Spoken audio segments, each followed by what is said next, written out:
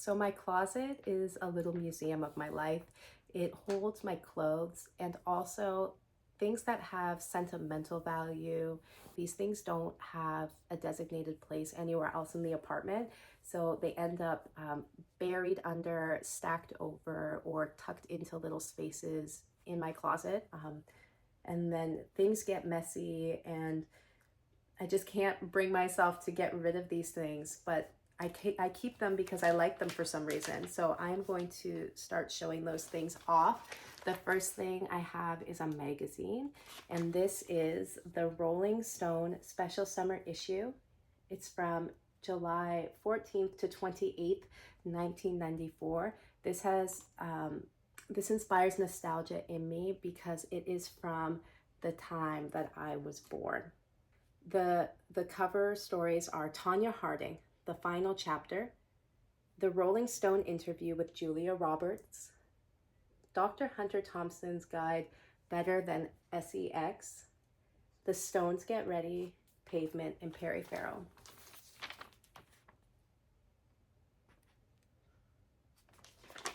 So not only is it from the time I was born, but with Julia Roberts on the cover, it made it a no-brainer for me to buy because I really like Julia Roberts. I think her smile is really pretty and I enjoy her rom-coms. I'm gonna flip to that story first.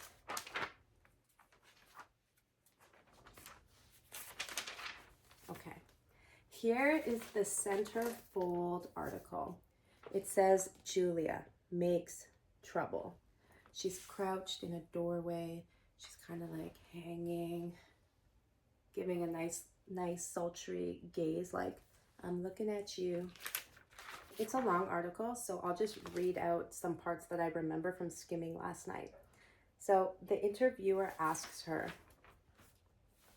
what's your definition of togetherness?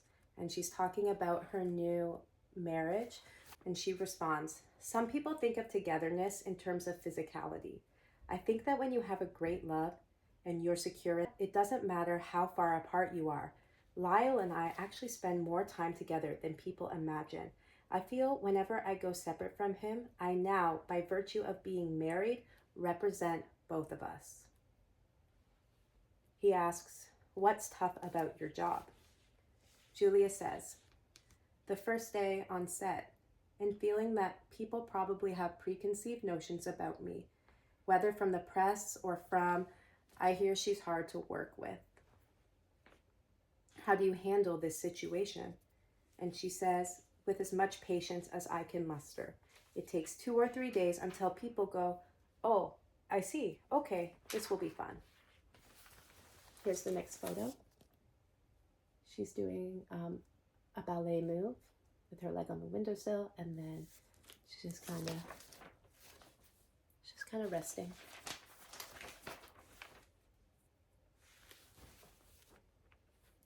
They talk about the way she is judged no matter what by people, and because people believe what magazines tell them, it doesn't matter if she keeps her life private or she tries to clear the air. People are still going to think bad things about her, even if she is telling the truth about a situation.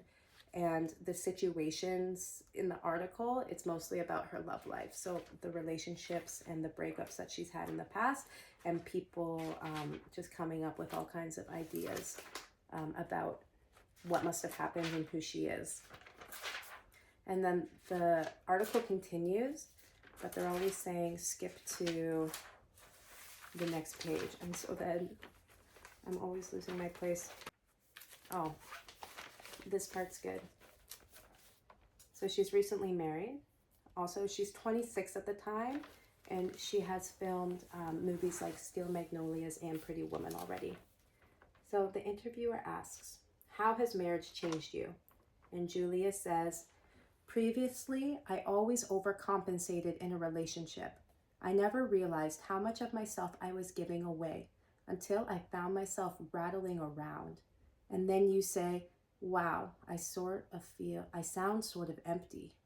And women, regardless of their men being good or bad, have a natural instinct to take care. I used to get so involved in who I was with that. I didn't think much of myself.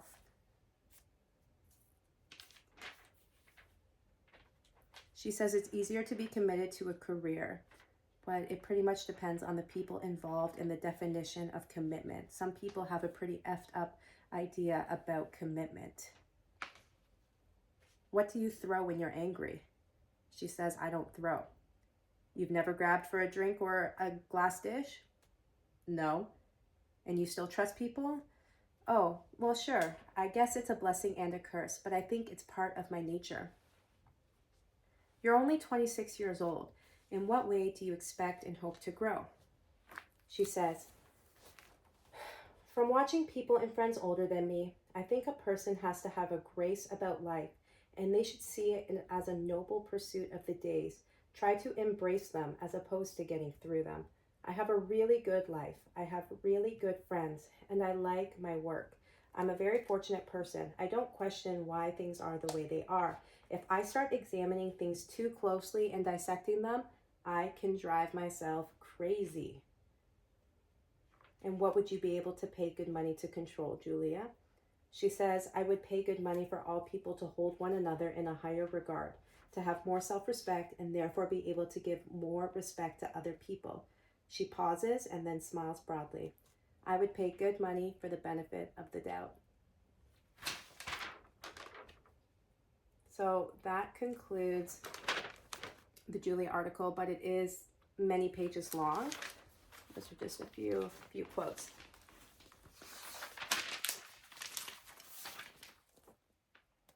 This is the next feature on Tonya Harding.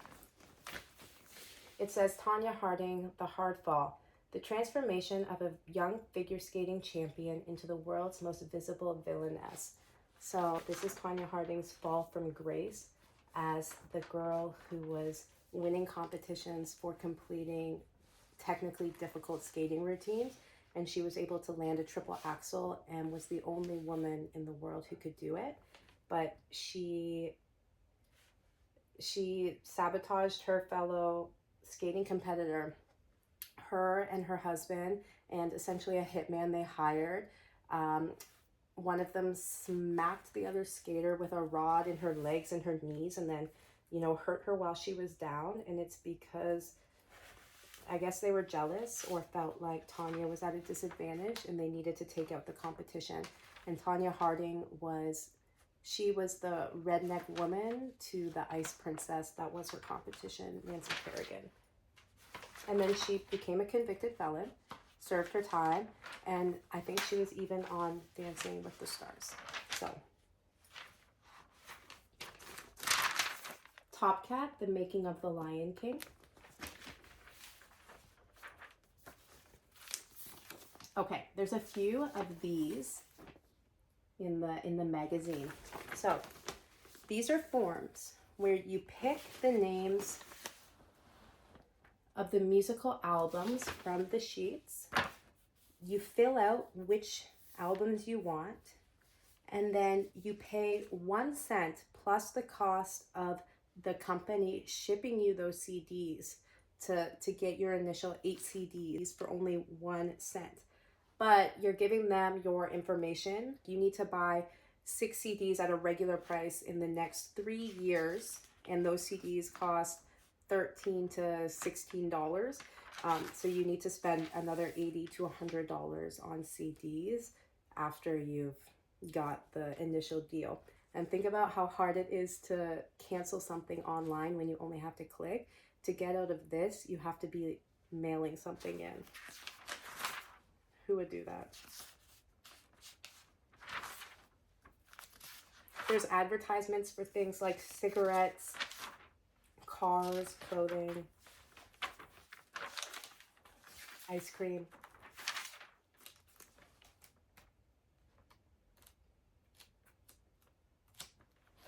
There was an ad for Levi's jeans that I wanted to share.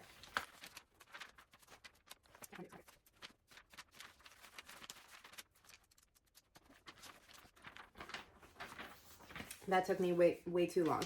Okay, I'm going to show a couple of advertisements. This one is a rom-com movie. It could happen to you. a cup, a waitress, a lottery ticket. Starring Nicolas Cage and Bridget Fonda, coming soon to a theater near you. Ooh, I'll come back to this page.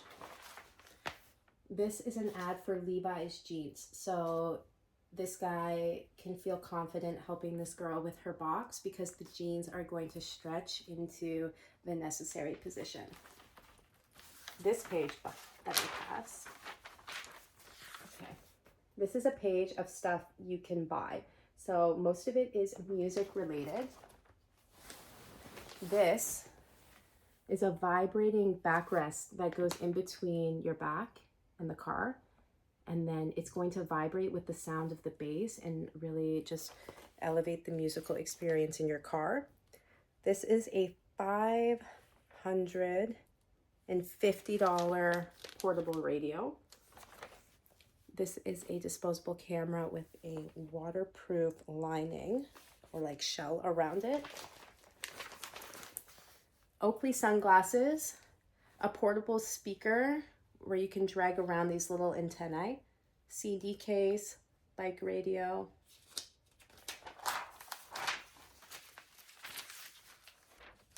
There's information about, or articles about the US politics. I guess there was an election a year or two before this and Bill Clinton was the president.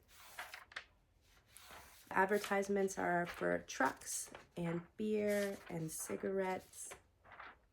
There's articles on a lot of other bands because this is a musical magazine, but it's a lot of names that I don't know. Like this is just before my time or like right at my time. There's this group. It says Cultural Healing. 30 voices, 10 musicians, and a whole lot of heart. Choir, Mary's Gospel, and hip hop. And I looked them up and they are a Grammy award-winning group. The Rock and Roll Hall of Fame was being built at this time. So there was an article about the building that was being built in Cleveland for that and some of the stars who are going to be honored when the museum first opens. And there was an article about fans of the Grateful Dead who were getting arrested for doing drugs and selling drugs at the concerts, and then they were going away to jail. So like the hot issue of that in the rock and roll community was also featured. But that's it. Thank you. I forgot to say what's at the very back of the magazine.